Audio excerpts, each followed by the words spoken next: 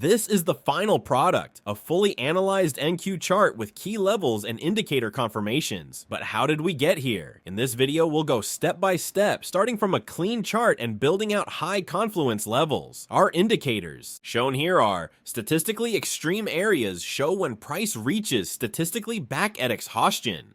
Continuation indicator helps confirm if momentum is strong or fading, and if that can produce a new expansion. Long-term volatility-based momentum identifies when momentum and volatility are increasing in the same direction, but as you'll see, indicators can sometimes conflict, which is why levels are critical. If you want to scan markets like this every day, our indicators are now available on our website. 7-day money-back guarantee, no questions asked. 50% off for a limited time. MTF Screeners require an upgraded TradingView plan, so use our link in the description for $15 off. This video is all about education. Whether you use our tools or not, you'll learn exactly how to build a high-probability trade setup from scratch. Let's get started. The first step in analyzing a clean chart is identifying naked monthly levels, key price points on the monthly chart where price has reacted before but hasn't been revisited. Why are these important? These untouched levels often hold large liquidity pools, meaning smart money is likely waiting here. Now that we've marked the naked monthly levels, let's move on to the next step, the weekly and the daily levels.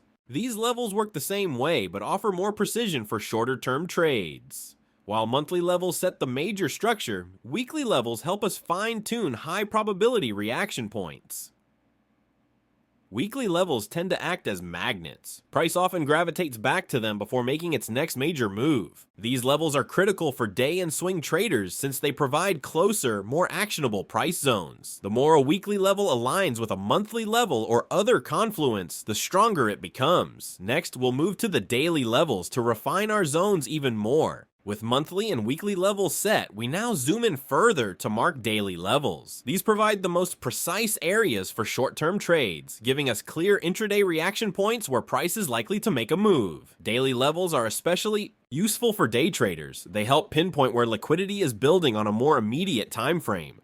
When a daily level aligns with a weekly or monthly level, it strengthens the probability of a reaction if price approaches a daily level and that level has other levels near it, and with confirmation from our indicators, that's where we look for opportunities. It takes multiple points of data to make a trading decision. That's why we want confluence. The more levels, the more active traders at that price. At this point, we have a multi-time frame map of key price levels, but raw levels aren't enough.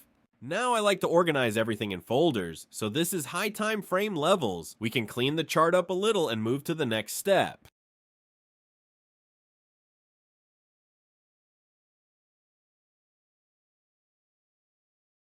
Now that we have monthly, weekly, and daily levels mapped out, we refine our analysis by marking swing failure points, or SFP, areas where liquidity is likely to be grabbed before a reversal. SFPs happen when price sweeps above a previous high, or below a previous low, triggering stop losses and trapping traders before reversing. Smart money hunts liquidity in these zones. They create fake breakouts to fuel larger moves. SFPs at key levels carry even more weight. We don't trade every SFP blindly. Our indicators help confirm whether price is actually reversing or continuing. Now that we've identified high probability liquidity zones, we move to the next step.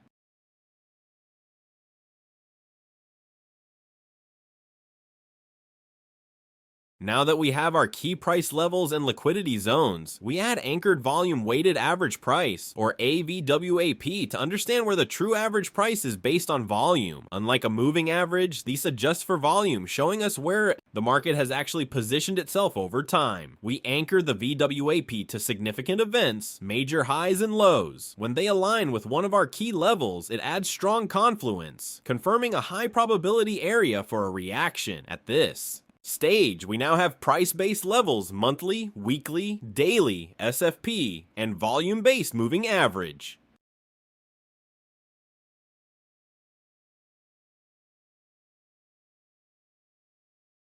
Now that we have our key levels, liquidity zones, and the anchored VWAP, we check for Fibonacci retracements, but not blindly. First, we zoom out to find significant market moves where a retracement could be meaningful. We don't just place Fibonacci anywhere. We look for areas where price has had a strong impulse move, then pull back. Fibonacci retracements are most effective when aligned with other confluence factors. If a retracement lines up with our key levels, SFPs, or AVWAP, it increases the probability of a reaction. We focus on the most relevant pullbacks. Not every retracement is worth trading.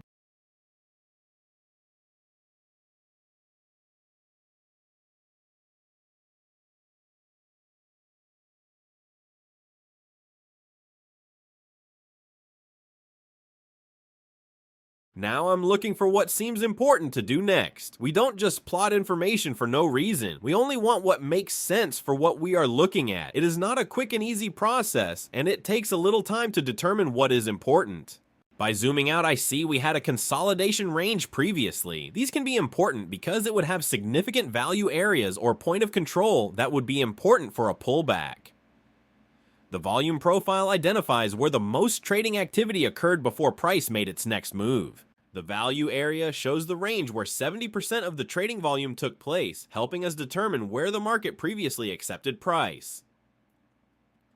The point of control marks the single most traded price in that consolidation, meaning this level holds significant importance for future reactions. If price returns to the VA or POC, we look for confirmation. Will it respect these zones or break through? When a value area or POC aligns with our key levels, we are building even more confluence. In this example, I don't believe the areas is too relevant. Now, we refine our analysis even further by adding session volume profiles and time price opportunity charts to mark high probability reaction zones based on market participation. This step requires full focus, so if it gets quiet, don't worry, the video isn't broken. I'll be doing a detailed analysis before moving on. First, we start with the monthly volume profile, identifying naked value areas and naked point of controls. Naked POC is the most traded price in a past session that hasn't been revisited, meaning there is likely unfinished business there. A naked value area highlights where the market previously accepted price, but it hasn't been tested again. When price returns to these untouched volume zones, we watch for a reaction.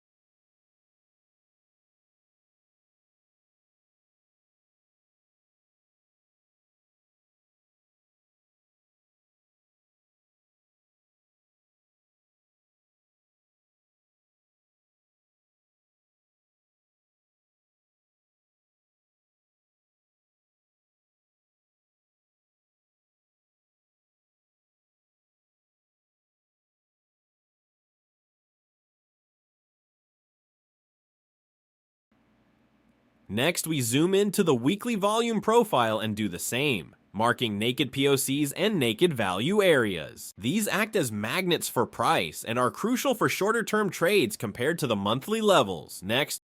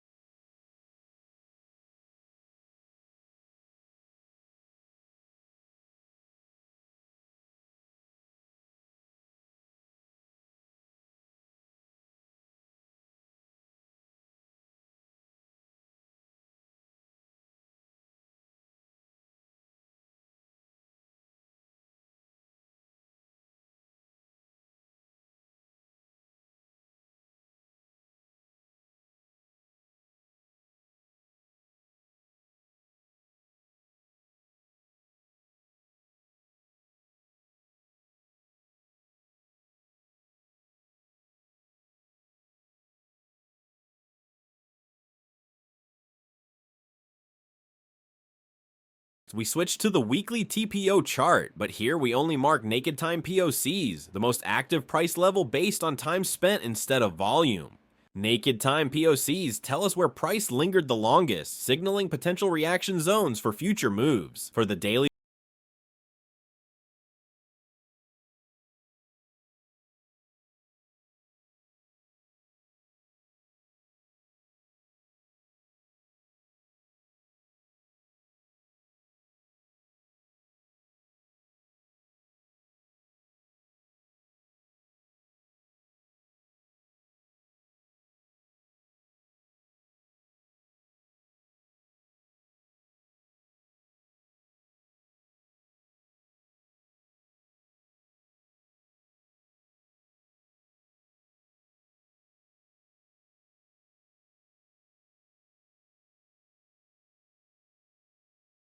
volume profile, we focus on only marking the naked POC from previous sessions. These levels are key for intraday traders, as price often gravitates toward them before making a directional move. Lastly,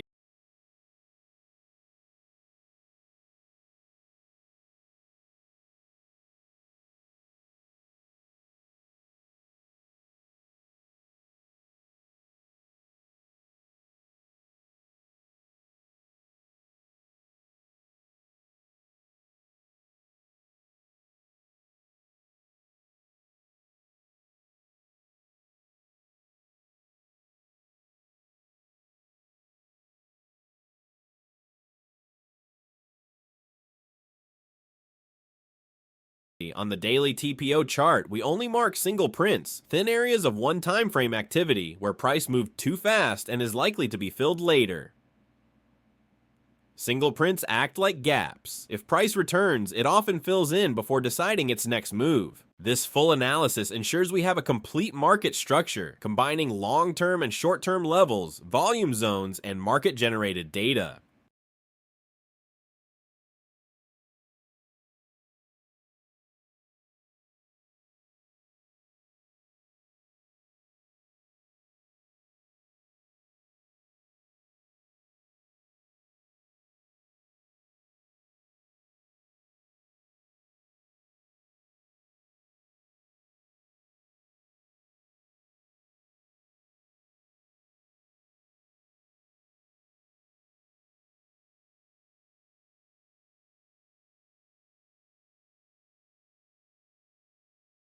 Now that we've built out our full analysis, it's time to unhide everything and look for stacked levels and confluence, where multiple factors align to create high probability trade zones. The more key levels that align, whether they're monthly, weekly, or daily, the stronger that area becomes. If a Fibonacci retracement lines up with a major naked POC or AVWAP, it adds confirmation. At this stage, we are looking for areas where multiple high time frame levels intersect key levels aligning with volume profile and AVWAP zones. Later, we will look for confluence with indicators like Statistically Extreme Areas and VBM. This is where trading becomes a game of probabilities. We aren't guessing, we are building trade ideas backed by stacked data. Once we've identified the strongest confluence zones, we can develop a plan for how to approach them based on price action. Now, let's go through the chart and highlight the most important areas where confluence is strongest.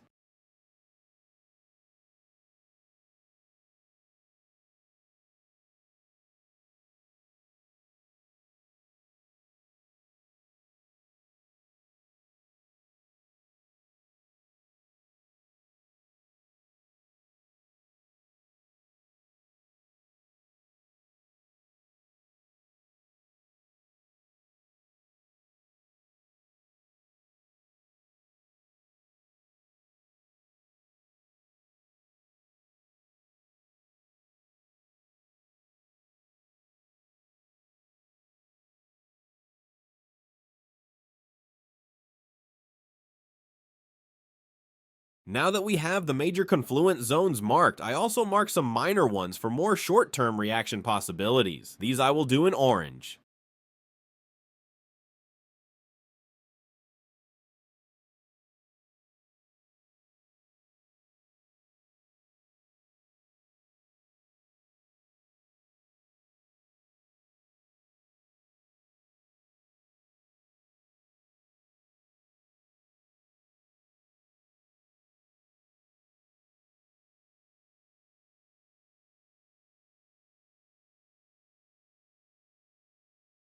So after all that, these are what we believe are the most important levels on NQ. After doing the analysis, I pulled up the weekly and monthly 21 EMA, and what do you know, they line up very well with these levels that were determined. The amount of confluence at these levels is statistically significant, so we will set alerts and wait for price to reach them.